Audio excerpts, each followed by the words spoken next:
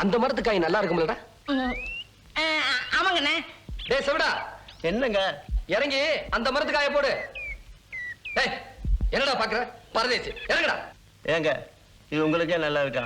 காலையில இருந்து 6 மரம் ஏறி இறங்கிட்டு இருக்க. இது வேண்டாம் அதுல ஏறு, அது வேண்டாம் இதுல ஏறு, இப்படி மாத்தி மாத்தி சொல்லிட்டு இருக்கிறீங்களே. ஏண்டா பரதேசி, இறங்குடா. இறங்கி அந்த மரத்துல போய் பிடுங்கடா. என்னங்க? என்ன? உங்ககிட்ட ஒரு முக்கியமான விஷயம் பேசணும். சொல்லு சொல்லு. நான் ஊருக்கு போறதா முடிவு பண்ணிட்டேன். என்ன சொன்ன? என்ன சொன்ன? நான் ஊருக்கு போறேன். நிஜமாவா? ஆமா. சத்தியமாவா? ஆமா. நெசமாவே நீ புத்திசாலி பொண்ணுதான். ஏன் சொன்ன தெரியுமா? நீ ஊருக்கு போறேன்னு சொன்ன பாரு, அதுக்கோசரம் தான். இந்தா உடனே புறப்படு. கும்பிடுறேன். டேய் குப்புசாமி இங்க வாடா. இன்னைக்கு நான் ரொம்ப சந்தோஷத்துல இருக்கேன். அந்த பக்கத்து மீசை எடுத்துக்க. இந்தா இதை வச்சுக்க. நான் வர்றேன். நீ புறப்படல? உடனே போறது பத்தி எனக்கு ஒண்ணு இல்ல. அப்படி போயிட்டா உங்களுக்கு தான் கேட்ட பேரு. எனக்கா? எனக்கு எப்படி? ஜமீன்தார் வீட்டுல இருந்த பொண்ணு திடீர்னு போயிட்டா ஊர்ல இருக்கிறவங்க அவங்க அவங்களுக்கு தெரிஞ்ச மாதிரி தப்பா பேசுவாங்க. அப்படி ஒரு கெட்ட பேரு என்னால உங்களுக்கு வரக்கூடாதுங்க. இதுக்கு நான் என்ன பண்ணணும்?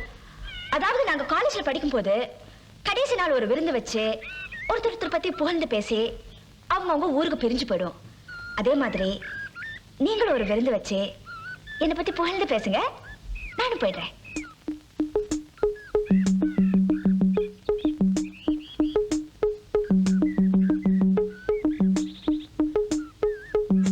என்னடா சொல்றா? ஒண்ணுமே புரிய மாட்டேங்குது. அண்ணே, அந்த புள்ள சொல்றதுலயும் ஒரு நியாயம் இருக்கு. இந்த ஊர் ஜனங்களுக்கு விவரம் பத்தாது.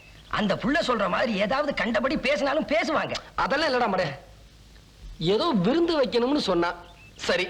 அம்மா நாளைக்கு மேட்டுப்பாளையம் போயிடுவாங்க, ஒரு 1000 ரூபாய் செலவாகும். அத பத்தி ஒண்ணு இல்லடா.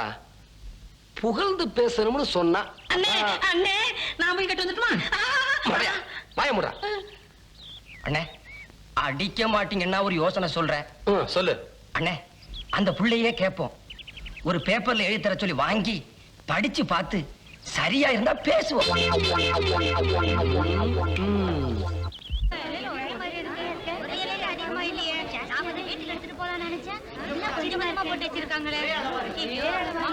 ஜமீன்தார் வரார், ஜமீன்தார் வரார்.